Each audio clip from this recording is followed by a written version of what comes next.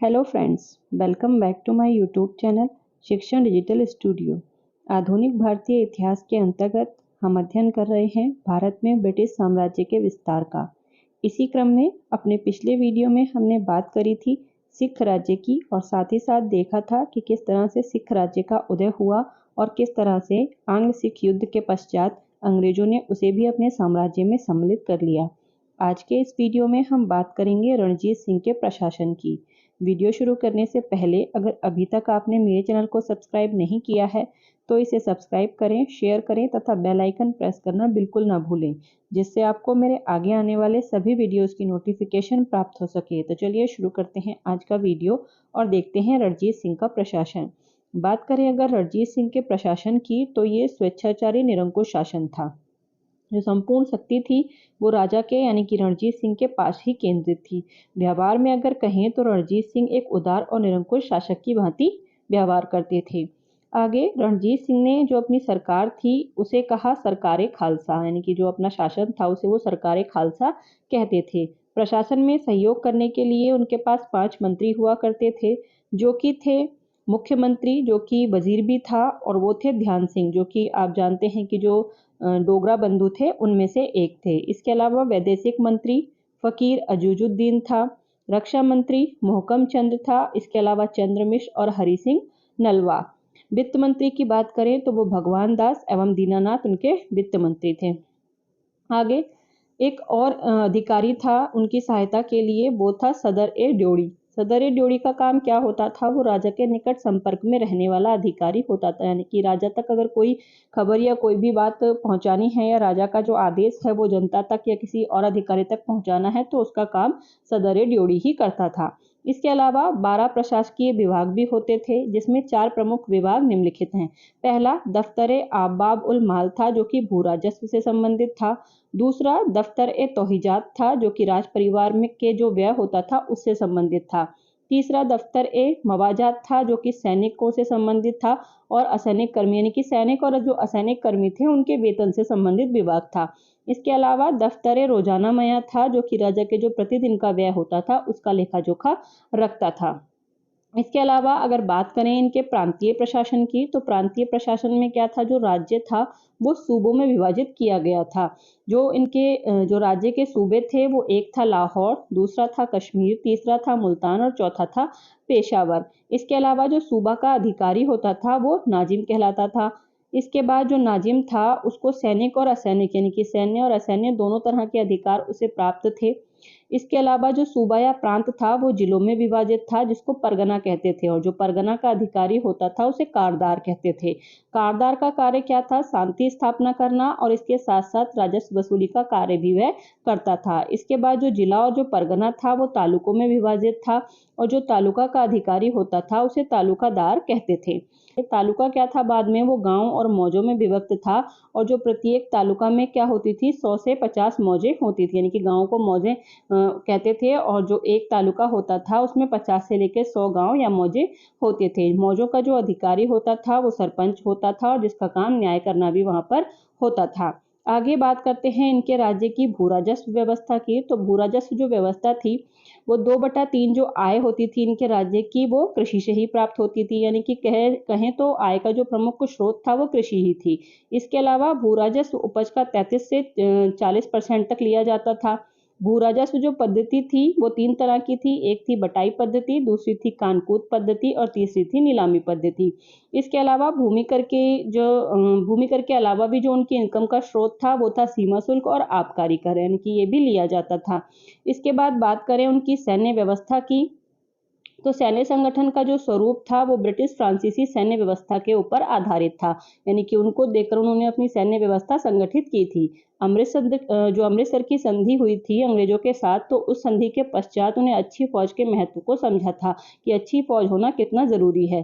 सेना के 2 भाग थे, पहला था फौजे खास जिसको नियमित सेना कहते थे, और दूसरी थी फौजे बेकवायद। बेकवायद मतलब जो अनियमित सेना थी, जो जरूरत पड़ने पर ही आती थी। इसके बाद सबसे पहले बात करते हैं फौज खास की।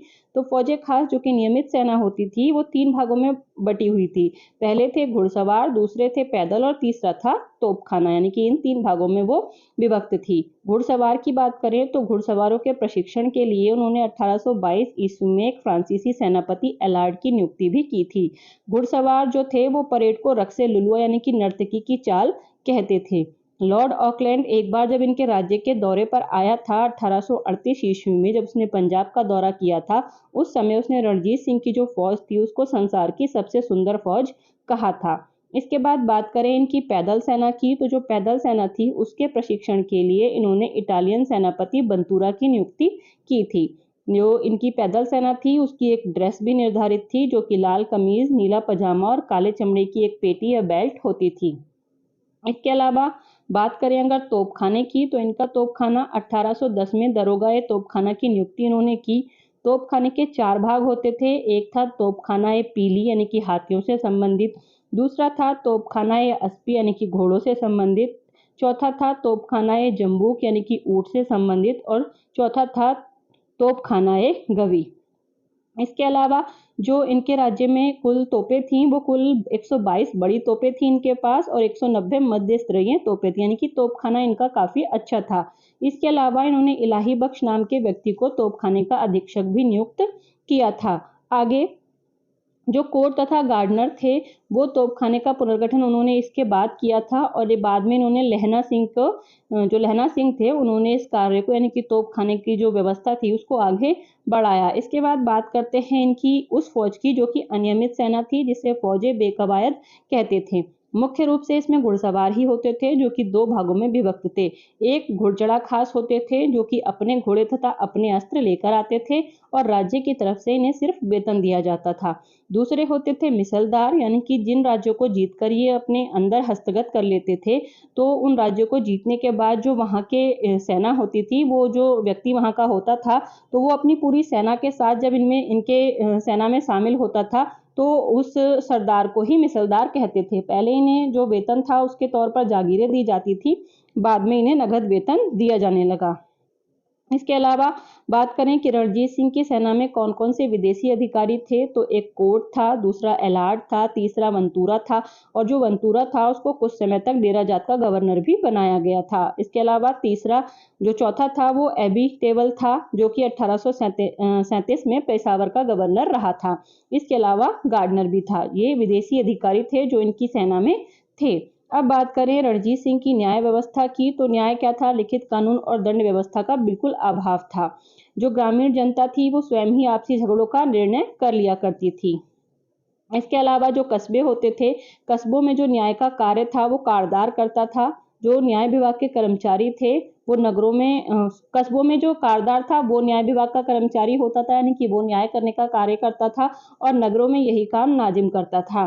सर्वोच्च जो अदालत थी वो अदालतुल आला थी, जो स्वयं महाराज रणजीत सिंह के नियंत्रण में चलती थी। कारागार के दंड की कोई व्यवस्था नहीं थी और मृत्युदंड केवल राजा ही दे सकता था। आगे इसके बाद बात करते हैं हम राजपूतों के उदय के, मतलब वहाँ पर क्या हमने जो सिख राज्य है उसके उदय को देखा, आंग्ल सिख युद्धों को देखा, किस तरह से उन्होंने सिख राज्य को अपने साम्राज्य में सम्मिलित कर लिया वो देखा। अब उनकी जो सैन्य व्यवस्था थी, जो पूरी व्यवस्था थी उसको देखा। अब हम बात करते हैं कुछ राजपूत राज्यों की, जिनको भी बाद में मतलब जो उदित हुए मुगल साम्राज्य के पतन के बाद, उन राजपूत राज्यों की बात करते हैं। तो सबसे पहले हम देखते हैं आमेर राज्य के बारे में। औरंगजेब की नीतियों से ये असंतुष्ट हो गए थे। औरंगजेब की मृत्यु के बाद स्वतंत्र होने का प्रयास करने लगे। बहादुर शाह प्रथम जब औरंगजेब के बाद शासक बनता है तो वो आमेर की गद्दी पर जयसिंह को हटाकर उसके छोटे भाई विजय सिंह को बैठा देता है। आप जानते हैं कि औरंगजेब के टाइम पे जो जयसिंह था वो काफ़ी अच्छा मुगल सेनापति था, तो जो बहादुर शाह प्रथम था वो उसको गद्दी से हटाकर उसके छोटे भाई विजय सिंह को बैठा देता है। मारवाड़ का जो शासक था अजीत सिंह, वो मुगल सत्ता की अधीनता स्वीकार करने के लिए मजबूर किया जाता है उसको, जो मारवाड़ का शासक था। 1708 ईस्वी में अजीत सिंह अधीनता तो स्वीकार कर लेता है, लेकिन बाद में दुर्गादास और जयसिंह के साथ मिलकर दोबारा से विद्रोह कर देता है। इसी टाइम पे क्या होता है, 1714 में जो मुगल सेनापति थे हुसैन अली, उनने पुनः इस पे आक्रमण किया। अजीत सिंह इसमें पराजित हुए और जो अपनी पुत्री थी उसका विवाह इनको फर्रुखसियर के साथ करना पड़ा, यानी कि उस समय जो फर्रुखसियर था वो शासक बन चुका था। 1714 में जो हुसैन अली था वो आक्रमण करता है और जो अजीत सिंह है वो पराजित होते हैं और फिर अपनी पुत्री का विवाह फर्रुखसियर के साथ करना पड़ता है। सैयद बंधुओं ने जयसिंह तथा अजीत सिंह को सूबेदारी बाद में प्रदान की। जो अजीत सिंह थे उसको अजमेर तथा गुजरात की सूबेदारी दी और जो जयसिंह थे उसे आगरा की सूबेदारी दी। इसके अलावा एक और राज्य है जयपुर राज्य, उसके विषय में भी हम देख लेते हैं। यहाँ सवाई राजा जयसिंह शासक थे। 18वीं शताब्दी का सबसे श्रेष्ठ शासक इनको माना जाता है। सवाई की उपाधि फर्रुखसियर ने इनको प्रदान करी थी। 1722 ईस्वी में जयपुर शहर की इन्होंने स्थापना कराई। महान खगोल शास्त्री थे ये। दिल्ली, जयपुर, उज्जैन, वाराणसी तथा मथुरा में जो खगोलीय वेधशालाएं हैं वो इन्होंने ही बनवाई थी, जिसका जो नाम था वो जिज मोहम्मद शाही रखा गया था। इसके अलावा रेखागणित तत्व की जो पुस्तक थी उसका संस्कृत अनुवाद इन्होंने किया। कन्या विवाह पर अधिक धनराशि न व्यय करने का इन्होंने एक कानून भी बनाया। इसके अलावा 2 अश्वमेध यज्ञ कराए। 1876 ईस्वी में तत्कालीन महाराज सवाई राम सिंह ने, जो महारानी विक्टोरिया थी और प्रिंस ऑफ वेल्स थे अल्बर्ट एडवर्ड सप्तम, वो जब जयपुर की यात्रा पर आए थे तो उनके स्वागत में पूरे जयपुर को गुलाबी रंग से आच्छादित करा दिया था। इसी वजह से जो जयपुर है उसे गुलाबी नगरी कहा जाता है। तो इस प्रकार हमने देखा कि जो महाराजा रणजीत सिंह थे उनके जो प्रशासन की व्यवस्था थी वो कैसी थी। इसके साथ ही साथ हमने 2 राजपूत राज्यों को भी देखा जिन्होंने औरंगजेब की मृत्यु के पश्चात स्वतंत्र होने का प्रयास किया, परंतु ऐसा नहीं कर पाए। अगर आप इसी तरह डिटेल में मेरे साथ हिस्ट्री पढ़ना चाहते हैं तो बने रहिए मेरे साथ। Thank you for watching.